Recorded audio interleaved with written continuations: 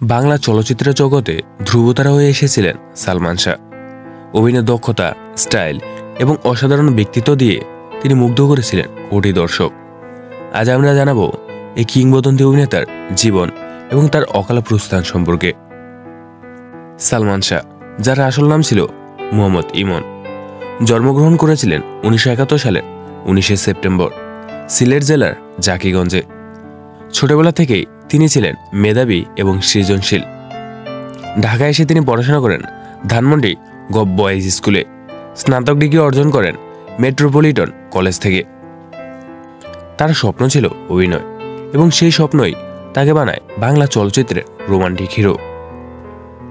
1993 সালে সালমান শাহ অভিনীত প্রথম চলচ্চিত্র কিয়ামত থেকে কিয়ামত মুক্তি পায়। এটি ছিল সুপারহিট এবং সালমান রাতারাতি হয়ে ওঠেন তারকা।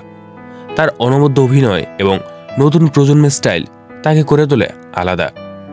এরপর একের পর এক সফল সিনেমা যেমন সুজন সখী, অন্তরে অন্তর, চাওয়া থেকে পাওয়া, তোমাকে চাই ইত্যাদি তাকে বাংলা চলচ্চিত্রে শীর্ষে নিয়ে যায়।